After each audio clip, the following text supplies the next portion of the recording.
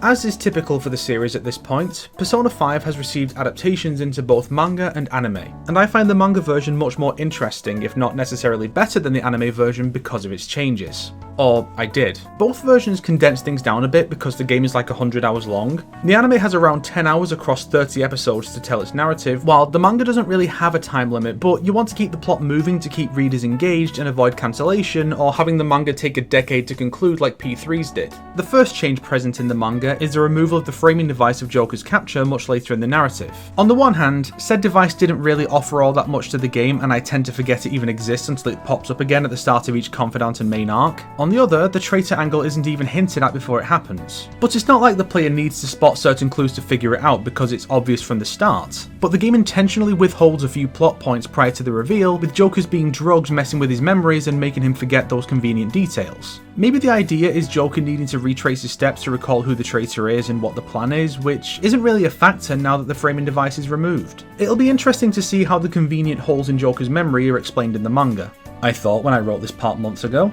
The second notable alteration is that Joker arrives in Tokyo a day later. In the game, he arrives on Saturday, Sojiro takes him to the school to meet Kawakami and Kobayakawa on Sunday, and then he meets Ryuji, Ann and Morgana on Monday, his first day at Shujin. In the manga, however, he arrives on Sunday and is left to make his own way to school for the first time on Monday, making his meeting with Kawakami in the staff room halfway through his first day, his first time meeting her. From the audience's perspective, this makes Kawakami seem less like someone who inherently wants nothing to do with Joker, and more like she has a really bad first impression of him that takes a while for him to challenge. In theory, this makes her easier to sympathise with early on, even without knowing what her deal is. And that would matter if she had more than one scene after this. The big change though is how the 5 mandatory trips into Kamoshida's palace are condensed down to only 3. In the game, these trips are as follows. 1. Joker and Ryuji enter by accident. Joker awakens his persona and they meet Morgana. 2. The two boys intentionally go in to dig up dirt on Kamoshida. Ryuji memorizes the faces of the cognitive volleyball players and awakens his own persona. 3. Following Shiho's suicide attempt, the boys are determined to trigger the change of heart. Anne follows them in, and the guys have to cut their trip short once she awakens her persona and tires herself out. 4. The mission to secure the infiltration route begins in earnest. This can end with the goal being accomplished. 5. Once the group send the calling card, they finally secure the treasure and beat Shadow Kamoshida. In the manga, it goes like this. 1. Joker and Ryuji enter by accident. Joker awakens his persona and they meet Morgana. Ryuji spots the volleyball players on the way out and memorizes their faces. 2. Following Shiho's suicide attempt, the boys are determined to trigger the change of heart. Morgana splits up from them to find the treasure, and Ryuji awakens his persona while he and Joker are fighting the palace guards. 3. Once the boys send the calling card, a suspicious Anne follows them in and gets used as a bargaining chip by Shadow Kamoshida to negotiate for his treasure's return, only for her to awaken her own persona and help the guys beat him.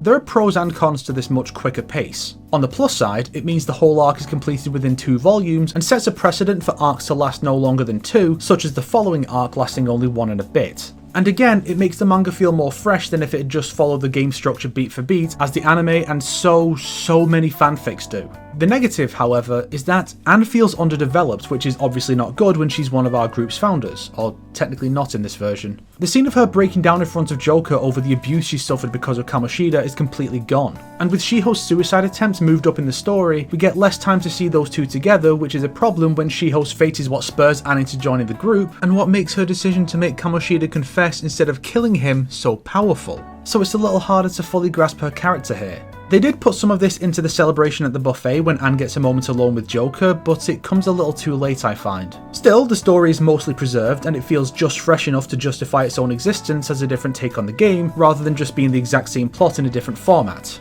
At first. Sadly, the pacing becomes quite inconsistent after the second arc. As we enter the third, the pacing slows to an absolute crawl as we spend the better part of a full volume focusing on Makoto's situation prior to joining the team, as if the author adores this character and wants every reader to know that she's not a bad person, she's just dealing with an awful situation. As a result, this arc is around 3 volumes in length, which it absolutely did not need, especially since it's the bloody Kaneshiro arc. If Kamoshida can be dealt with in 2 despite how much setup goes into that arc and how many key events occur, Kaneshiro should be no more than 1.5. Once Kaneshiro is beaten, the manga starts introducing elements from P5 Royal, which released a few years into the manga serialization. I disagree with this decision, since the manga wasn't started with these inclusions in mind, so they come off as even more forced than they do in the game, on which I've made my stance very clear in the past. Maybe the thought process was that this content hasn't been adapted in any other media yet, with the anime and stage play being pure vanilla, but it just feels like a bad idea to start adding this stuff now. The P4 manga was still ongoing when the game's re-release came out, but the only golden content the manga included, that I can tell, is the band sequence from the summer. It didn't suddenly introduce Marie 4 months in and make her the focus of the narrative. Around this time, we also get the framing device suddenly included. This, I feel, makes the adaptation inherently incomprehensible to someone not already familiar with the game and its structure, because this just comes out of nowhere and doesn't even go from the start. It's like if someone modded all the pre-Futaba interrogation scenes out of the game.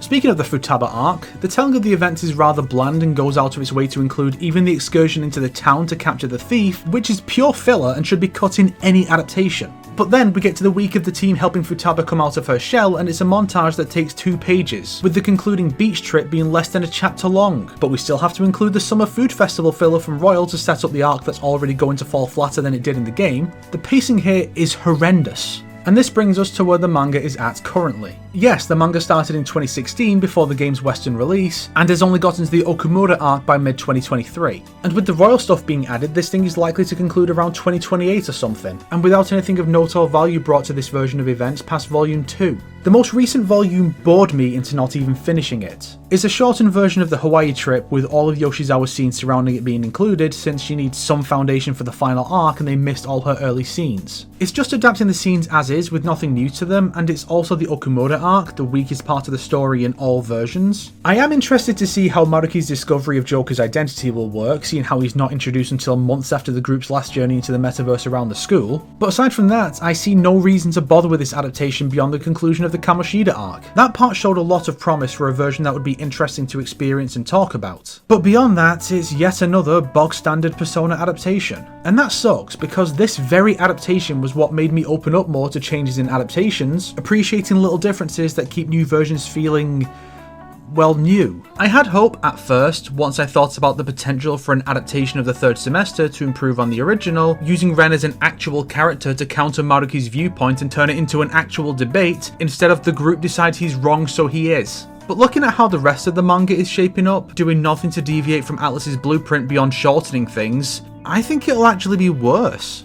The art is quite expressive, though not as much as that of the Mementos Mission manga, so it's somewhat lacking overall. I plan to discuss the flaws with Persona adaptations overall in a future video, but if I were to rank the P3, 4 and 5 mangas I've discussed so far, this one has a solid opening, so I can easily recommend the first 2 volumes. P3's is interesting to discuss because of its unusual structure, but not that enjoyable to read. And P4's is just a waste of time. So this one is probably the best one, but that's not exactly a high bar to clear.